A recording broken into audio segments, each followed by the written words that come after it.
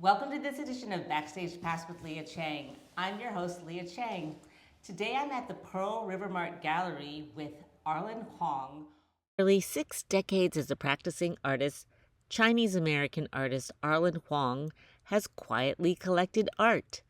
Just Between Us, a group exhibition presented in partnership by Think Chinatown and Pearl River Mart, highlights some of these works which were either purchased or amassed through art swaps, friendly exchanges between fellow artists. Just Between Us is currently on view at Pearl River Mart Gallery through August 27th. Arlan also has a solo exhibition of his abstract paintings on view at Chelsea Market through May 31st called Corridor Glance. I sat down with Arlan to discuss the inspiration behind his exhibitions.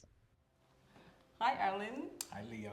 Happy Asian American, Native Hawaiian, and Pacific Islander Heritage Month. Thank you. What was the inspiration for this particular exhibition?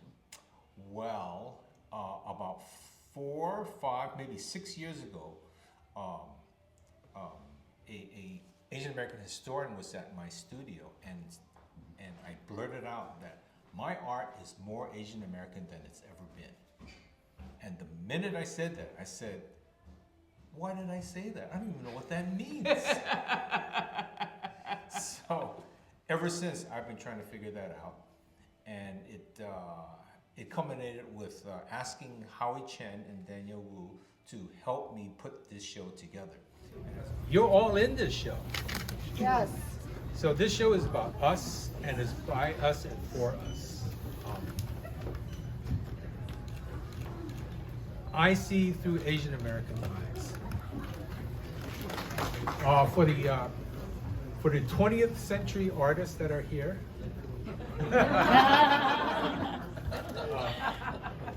this show is for us to bear witness that we were there. We fought a lot of causes. We fought against each other, and we celebrated and cried together. And we're still here. Yes. For the 21st century artists, or you young kids, this show is for you to take measure. You can embrace it, you could reject it. It's all good.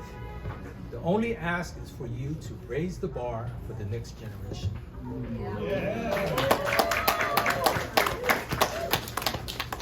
In the gallery, there is an arc of Asian American connectiveness which spans 6 generations. In this gallery, there are people who are very close to my heart, and I keep them in my heart. Chris Ajima, Fei Chu Matsuda, Fei Chang, Takashi Yanagita, PJ, Alfredo Hernandez, Saul LeWitt, Tony Wang, Martin Wong, and Corky Lee. Yoshio Kishi.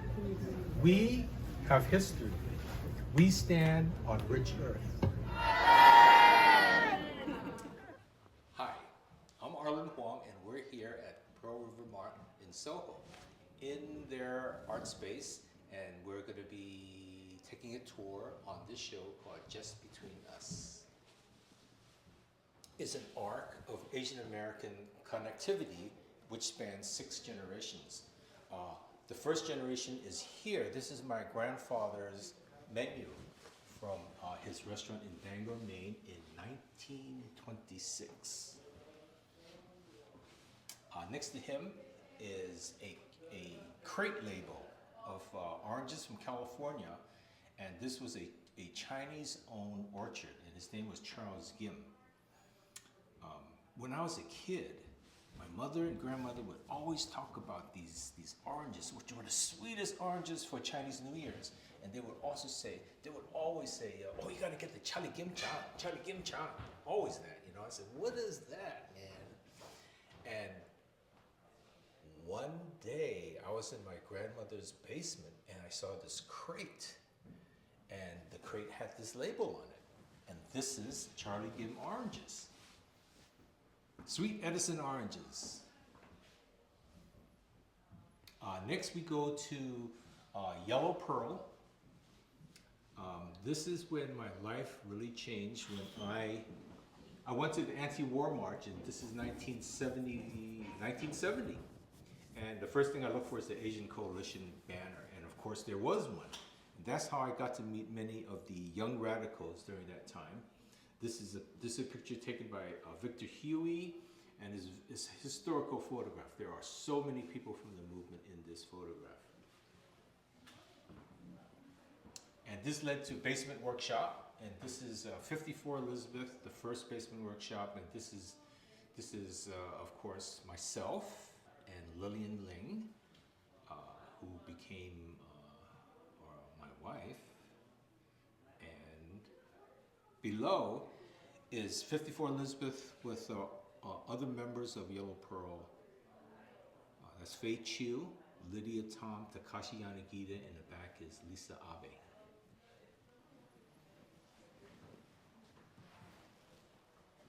One of my big influences in art right from the beginning was my mother's best friend, Edith Liu. And of course in Chinese, you know, she's auntie. So we always called her by her Chinese name, and it was Oyingu. She was the one that always encouraged me to do art. She was probably one of the biggest influences in my life, including my mom. This is Oyingu's watercolor. And this is a letter she sent me when she was very, very ill. This is a photo of Fei Chang by Henry Chiu.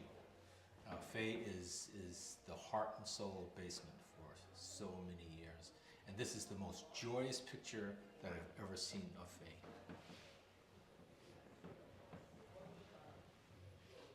This is a poster here of the first Yellow Pearl concert. Of course, it doesn't have the date, but it was 1971, and the poster was done by Arlan. This we kind of moved forward when life became much more political, and a bunch of us were sort of working with these radical communist groups. For this one group, a few of us were in the culture committee, and what we basically did was did posters for them.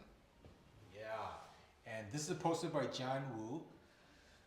It was part of a poetry reading session they had at 199 Lafayette, another iteration of Basement Workshop. This one poster is posted by Pietro Petri, and the image is of Jessica Haggard Onita, and the one on the left is Colin Lee.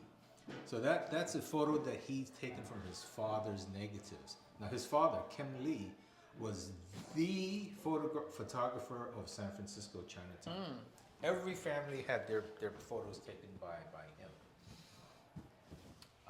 So this was part of a John Woo production at Basement Workshop. It was a series of, I can't remember how many artists, but it was all silk screens, and they were all put into a box. And the next one next to Nina is Wang, one of the greatest silk screeners coming from San Francisco Chinatown. And this one is of the Nihonmachi Street Fair. And he did essentially all the street fairs for, I guess, around 27 years. The little portrait here, Lily and I did for our thank you cards for our wedding. So she drew me and I drew her. And the postcard there is from my friend, the artist Saul LeWitt. And that is a postcard for the birth of our first son, Ray Wang. And this little colorful vertical is a painting by Ray in 1986. He was about 5 years old. Wow. And this is, there's a little glass piece on top of this Corky Lee photo. That wasn't one of Joey's glass pieces. So this is the family section right Yeah, here? this is the family section. This is a photo by another good friend, Henry Lau. We call him Uncle T. And so when we did this show at the Bari Poetry Club, Ray took that photo and did the invitations. Yes, so this show in this space is sponsored and organized by Pearl River Mart and Think Chinatown. Think Chinatown has a pretty big role in this. We're going to have a book talk there because this is Pearl River. Pearl River also has a store and a food store at Chelsea Market. From the beginning, Joanne, who is the president of the company, said, you know, we should do a show at Chelsea also because she's on the board of the entire walkway there, and she says there's spaces there, there's columns, and they're doing something with the outdoor tables. I saw that. And that was very exciting for the artists. Yes. Whose work is on those outside tables. Yes. I get an email from Danielle saying that, well, she works for A4. And she said, Lisa Gold, who's the director of A4, said, Danielle, you can work on it as part of your job, and A4 will do the installation. So they said, you know, what if we romanticize it? Let's turn the lights, let's make them red, let's turn down the lights. And she said, you know, this actually kind of looks like In the Mood for Love. The type of lighting, the shadows. So we took off on that. Okay. So that little nook is really not about the paintings, it's about the mood. So yeah, there's different mediums, there's glass, there's sculpture, there's prints, there's painting, installations, and all kind of things. I mean, I personally always encourage artists to change mediums, especially change mediums that you don't know anything about, because when you enter a new medium, man, it is fresh, and you don't have any of the baggage, and you can just boom. Whoa. ถ่ายไซส์แล้วครับ Okay, thank you. All right, here we go.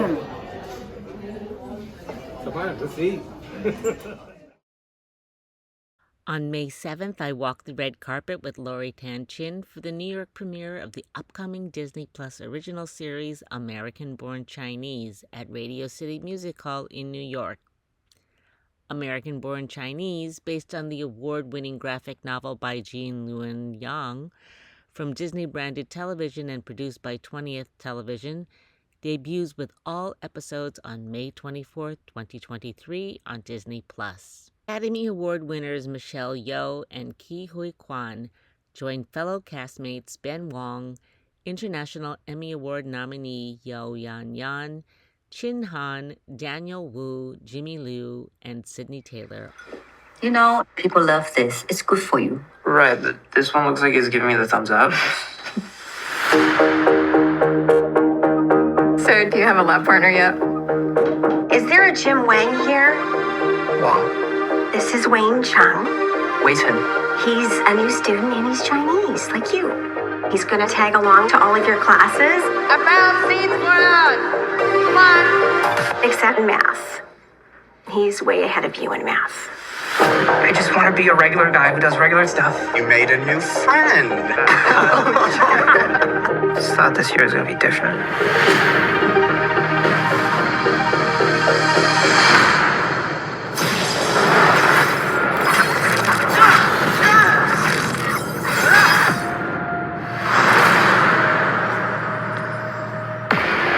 I may be able to help.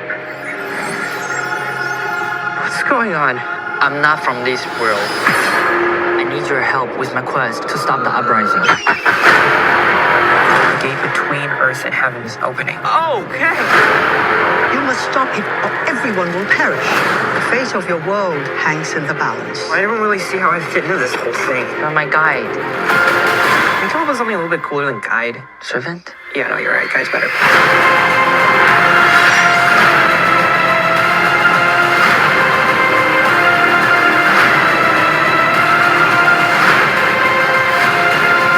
It will be difficult and dangerous. Big deal. What if I I'm not, though. Fate is not decided up there, but down here. So freaking unbelievable. Everything is more connected than you think. Huh. Yay! Stars as Jin's mom, Wang. Yan, who stars as Jin's father, Simon Wang. And Sydney Taylor, who plays Amelia, Jin's crush and friends. And please welcome Wang, who plays everyday teen Jin Wang.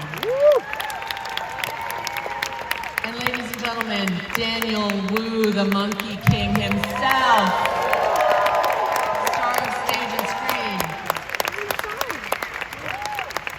As if we're not excited enough, Daniel, Academy Award winner Huy Quan, ladies and gentlemen.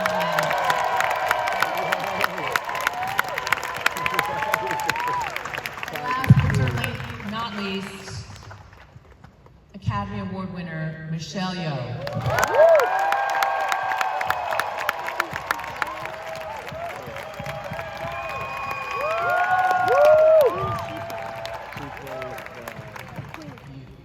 And in many ways, I feel like that's how you feel about this project as well, that it's bigger, it's about representation, it's about storytelling. That's where I think 20th and Disney Plus has really stood up and embraced it, because it's this came before the success of Everything Everywhere All at Once. So I'm really proud of that they came up with wanting to do this, because they understand how important representation is, especially for the Asian community. And when I was given the opportunity to join them, so I have to thank Destin who called me up and say, would you come and play with us? I'm working on American-born Chinese, and I was so intrigued. And I said yes. And when I read the script, I doubled down and said yes. And then I had my good friend Daniel Wu text me and say, "Are you really seriously joining this?" I said yes. And you better get your ass in there. Daniel, get your ass in this conversation too, Yeah. because you are, known for all of the fabulous martial arts films that you've done and the acting that you've done, and you know that Michelle worked alongside Dustin Daniel Cretton in Shang-Chi. What made you want to do this? And tell me about working with Kelvin Yu, who's such a creative genius as well, to help bring this to life.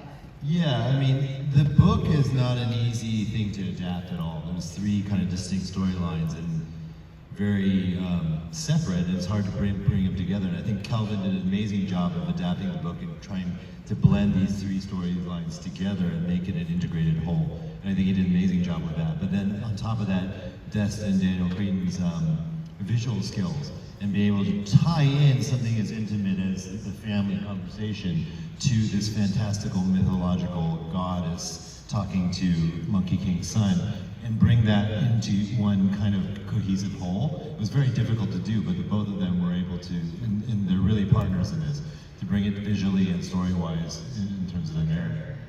When I was offered the role, it scared the hell out of me. In fact, I actually passed on it because I told our creative team that this is the type of portrayal that we did not want to see in 2023.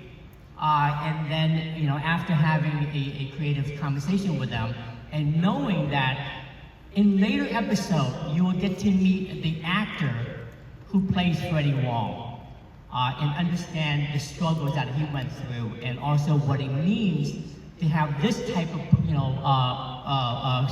very stereotypical portrayal of an Asian face, and what it does to a normal kid like Jin Wong, to his own identity, to his own values, and his sense of worth. And I just thought it was kind of interesting, and just the parallel. And I guess in a lot of ways they chose me because it's kind of like art imitating life in a way. And I was really scared going into it. but somehow I felt when I was playing Freddie Wong, there was just, I guess, just whatever I was going through much younger, it felt like I needed to play this character to have that cathartic moment for me. And the story is about Jin Wong trying to fit in, and I hope people will walk away from this feeling that, you know, it's okay to be different, and to love yourself. I love that.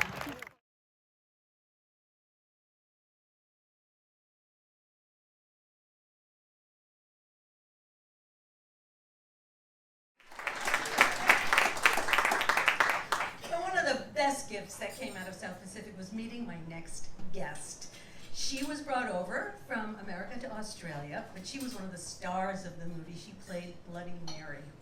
And since then, she has become a genuine TV star, thanks to her roles on Orange is the New Black, and Aquafina is Nora from Queens, yes? And she made a Hallmark Christmas movie this year, and I am so jealous.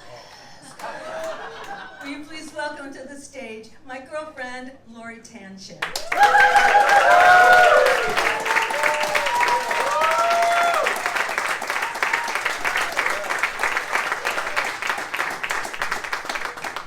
You wanted to be on the left, correct? Yes. Yes, because she's a lefty, you know. Yeah. So, Lori, things have really changed for you since we did South Pacific. I mean, we've gotten to the point where you can't even walk down the street anymore without people wanting to take selfies with you. Yeah. Yeah. She's so humble. But wasn't South Pacific just incredible making that movie? God, it was great, yeah. Yeah, were our stars were... Our stars were Glenn Close, Harry Connick Jr., Robert Pastorelli. Yep. And her, yeah. Lori. I am proud to say that actually 23andMe has told me that I am part Vietnamese and Chinese, so I am the first racially correct Bloody Mary.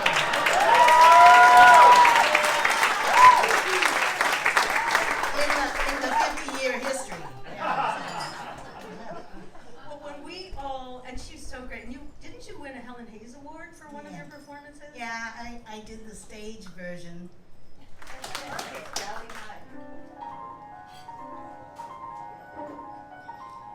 Bali High, mean I am your special island. Mean here I am.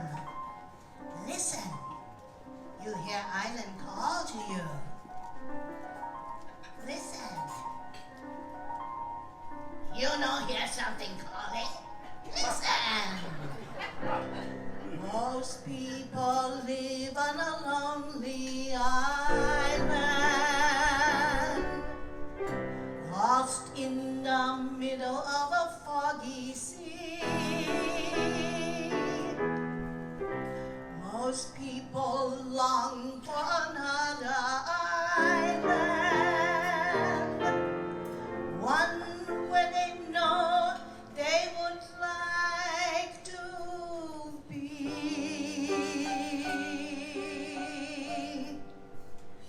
Bali High may call you any night, any day. In your heart you hear it call you,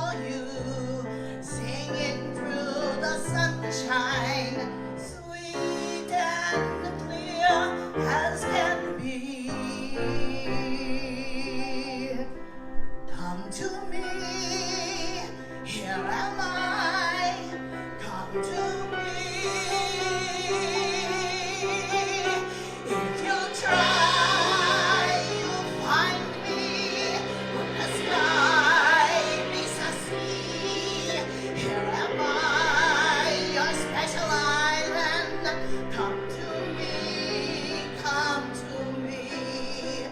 Bali high, Bali high, Bali high.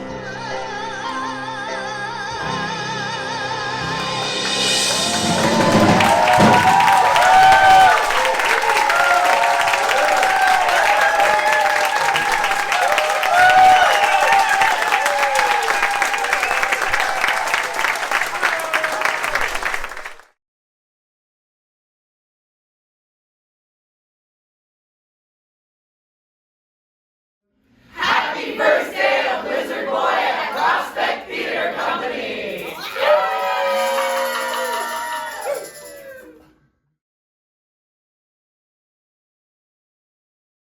Lizard boy run, lizard boy fly, lizard boy do what you can to get by. I fought and fought hard, and I could have died, but I got scarred. A terrible ride.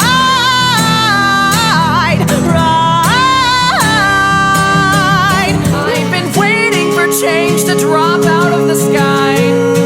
I've been squeezing the meaning out of one simple word. Try. Take me to bed. Tell me a story. 'Cause I'm an awesome man who looks like a lizard. Whoa, oh, oh, oh, whoa, oh, whoa, oh, oh, oh,